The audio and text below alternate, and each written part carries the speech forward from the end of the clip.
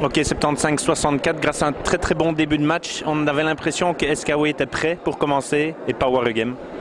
Ja, dat was voor ons ook wel duidelijk. De coach had gezegd dat we van in het begin van de match klaar moesten zijn om echt te spelen. De 6 punten dat we hadden, mochten we eigenlijk niet gebruiken. Het was de bedoeling dat we echt een goede start konden maken, dat we daaruit kunnen verder bouwen voor de rest van de match eigenlijk. Après un quart d'heure, il y a déjà 16 points, à la mi-temps aussi. Qu'est-ce qui s'est dit à la mi-temps dans le vestiaire? In de vestiaire is eigenlijk vooral gezegd geweest om de controle te behouden. En vooral ook weer een goede start in het derde kwart, dat belangrijk was. Omdat we dat in de competitie gerateerd hadden, dat derde kwart. En we wouden echt niet dat we daar opnieuw in de fout gingen. Vous avez été battu à Waregem de 20 points en championnat. Ici, vous gagnez presque de 20 points. Quelle est la différence entre les deux matchs? Goh, dat is moeilijk. Het is niet dat we die match vergeten zijn, want de coach heeft ons daar ook op nadruk gelegd van let erop, want we hebben daar al een keer verloren met 22 punten.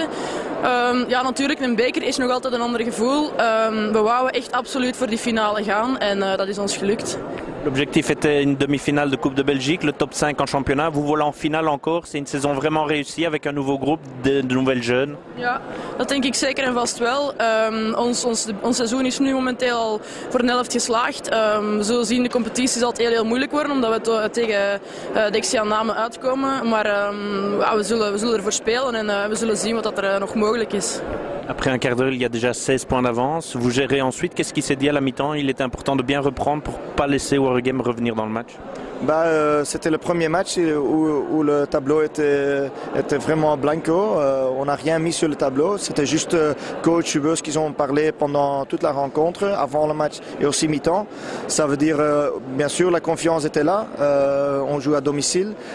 Il y a toujours quelque chose qui peut arriver. C'était presque le cas avec la blessure de Daphne.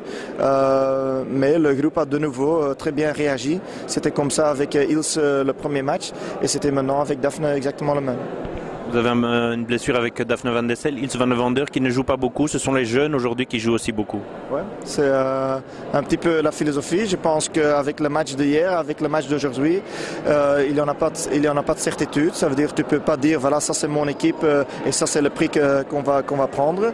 Il y a dans chaque équipe une certaine expérience ou pas. Chez nous, il y a une formation des jeunes.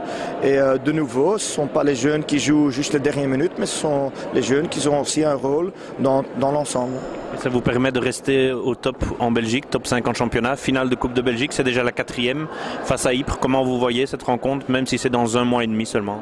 Ça, tu as bien dit, c'était dans un mois et demi. Je pense avec le parcours de Ypres, avec un petit peu le changement dans le calendrier, etc. Je pense que Ypres va aller jusqu'au bout. Chez nous, on va parler un petit peu demain. Peut-être c'était le dernier match de Amt, c'était peut-être le dernier match de Ilse, le dernier match de Daphne. Ça change beaucoup pour jouer Dexia. Et pour le reste, c'est sur un mois et demi. Voilà, on va voir qu'est-ce qui va passer avec les individus, avec le groupe.